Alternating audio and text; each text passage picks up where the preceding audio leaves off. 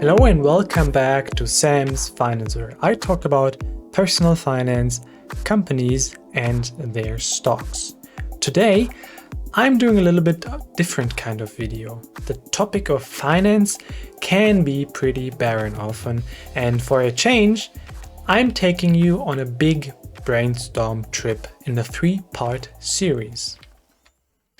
In this video, I'm thinking about life in about 5 to 10 years. So that's what I mean with the title. I've been thinking and came up with 9 technologies that I am personally excited for in the near future. This is part 1, where I talk about the first 3 of this list. And please be gentle with me because I stretch the term technology quite a lot.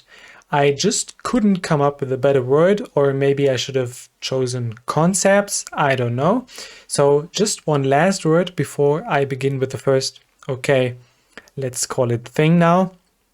I have chosen the order in such a way that I consider the first point to be the furthest out in the future and the last point of this list to become relevant soon. So this part 1 is all about technology still far down the road in my perception. With that said, the first project I'm following is SpaceX's Starship project. This point I'm making here also on behalf of other participants in the race to Mars, like Boeing with the Space Launch System, whose ultimate goal is a crewed Mars mission, and the general private spaceflight industry as well.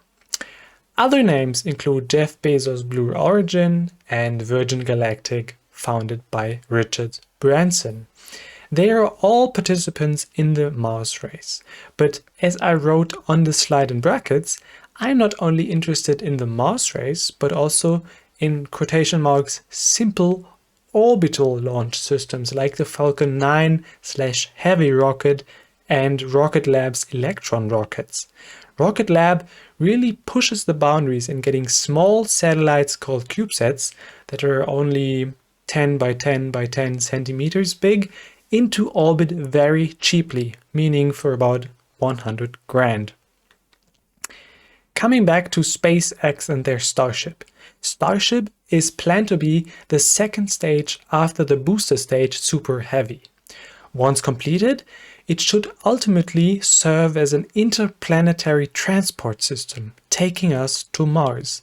However, the proposed uses of this spacecraft are many and varied. In 2023, a lunar tourism mission for private individuals with a flyby around the moon is planned with the Dear Moon project.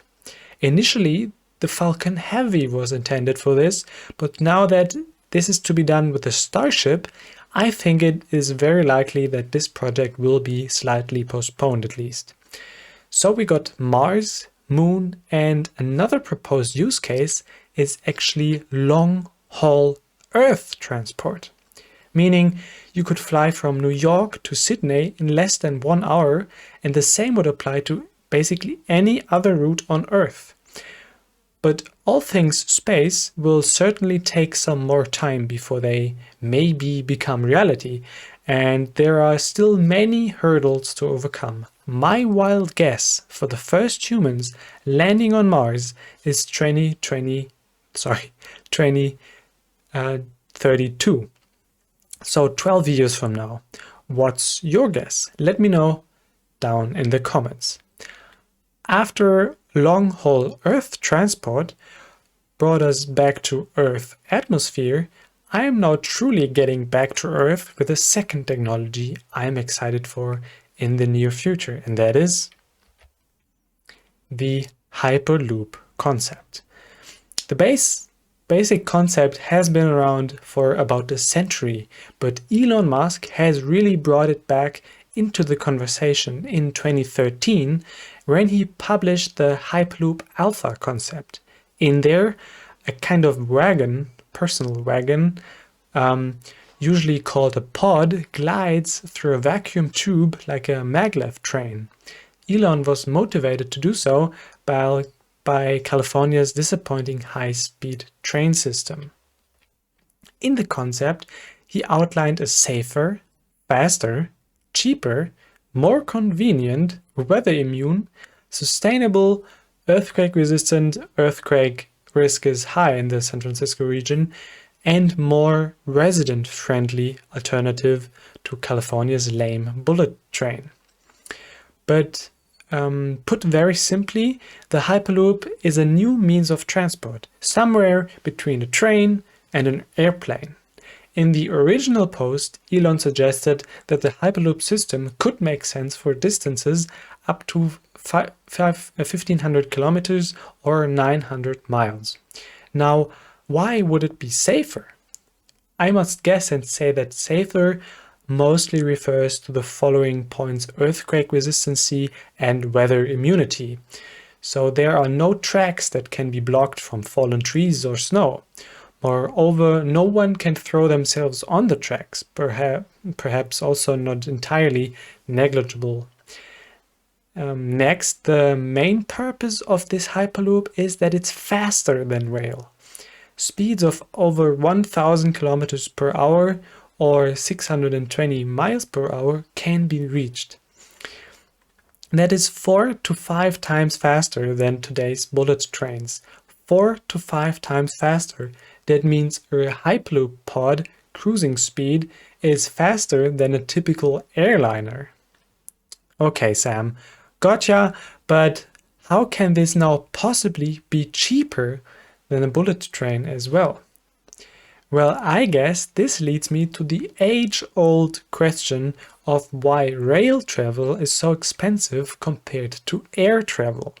At least here in Germany, this is mostly the case, even for distances of 400 kilometers. In my opinion, is that rail infrastructure is expensive to maintain. A train is slower, and therefore every crew has to be paid for at least twice as long compared to a flight. A lot of personnel are again needed to maintain and control the track system. And lastly, I also believe that even the energy costs can be higher for rail per passenger in some cases. I justify this with the very low utilization depending on the time of day and the greater air resistance compared to airplanes at high altitudes. As we know, the air becomes thinner at higher altitudes, so there is less and less air resistance. And less air resistance in return means that only a little more energy is needed to maintain cruising speed. Hyperloop takes advantage of this by removing the air from the tube in which the pods travel.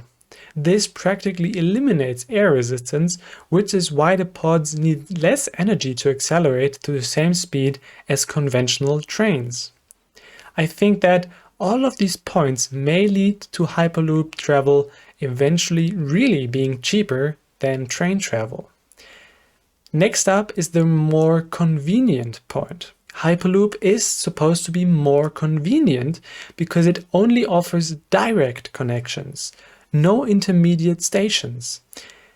This increases convenience and again also speeds up the whole process because every stop diminishes the potential of 1,000 kilometers per hour pods. Speaking of pods, they are also a result of this idea. A pod is maybe half of the size and capacity of a passenger wagon, from typical rail. For a point-to-point transport, you need smaller units because the demand for every point-to-point connection is way smaller than the one for a route that serves several cities. Immune to weather we already covered when we talked about safety. Sustainably self-powering is based on the idea that one could cover the tubes along the route with solar panels. That is, if the tubes run above ground and not underneath in tunnels, of course.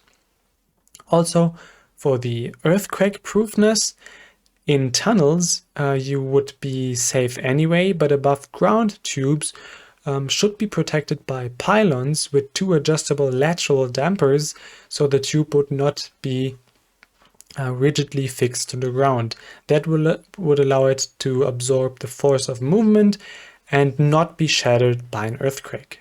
Okay. Maybe that was a bit lame, but the last point is, in my opinion, a real advantage that Hyperloop has over the classic train. And that is that it's less disruptive to those living along the route. I grew up close to the Rhine River in Western Germany, where the train tracks follow the river on both sides, and therefore they run very closely to residential buildings, often only a few meters away. As a resident, you then must deal with the noise and vibrations every few minutes. This is especially applicable to freight trains. I think maglev pods that run in tubes would be much appreciated in those regions and are generally easier to move into tunnels, of course. So much for the Hyperloop concept and why I'm following the developments in this space. What's interesting is that I get the impression that it's quite likely that there will be some sort of Starship in the next 15 years. However, I'm not so sure if Hyperloop as a concept is even feasible in the foreseeable future. I could picture a world where we landed on Mars without having a Hyperloop. Let me and the other viewers know what you think. Now my third technology I'm excited for in the near future, and this is desktop as a service. I am actually proud of my DaaS pitch, since it's not so mainstream yet like the Starship and Hyperloop topics. So hear me out. It truly was not so easy to find the right name for the concept I had in mind. Maybe you have heard of Google Stadia, which is a cloud gaming service. It allows you to stream video games to a wide range of devices like smartphones, your Chrome browser, regular TVs, and tablets. The special thing about that is the heavy computing is done in Google data centers, and the end user just receives the video result of that on his device. This consumer device therefore basically needs no more computing power, but just a fast, low latency internet connection. In this way, you can play the most graphic intense games on your smartphone or even on your TV without the need for a gaming console. Computing power is being centralized in this idea, and I would like to spin this further. What if we don't just use this for gaming, but also for regular desktop PC work? Think about this. What if you would never have to care about GPU and CPU capabilities again, and you could use a very low spec, thin laptop to do the most challenging video editing on the go? You wouldn't even hear a fan running, because with this low spec CPUs, there would be no need for notebook manufacturers to use one. Instead, this fan space could be used for battery capacity for longer run times. The way I see it, you could even throw out much of the hard drive and RAM components, giving the product designers even more space, or the option for thinner, lighter devices. All hardware that would then matter is the Wi-Fi or 5G antenna, a great display, and battery. I think this approach could also lead to less need to changing your hardware just because it's not capable enough anymore. Instead, you would just go online and choose the next higher desktop as a service plan, just like you maybe do for cloud storage plans today already. Today, we have all of these millions of devices that each have their own small CPU and other hardware that could drastically be reduced with this approach. Think about the many more devices, from fridges to coffee machines, that will go online in the next years.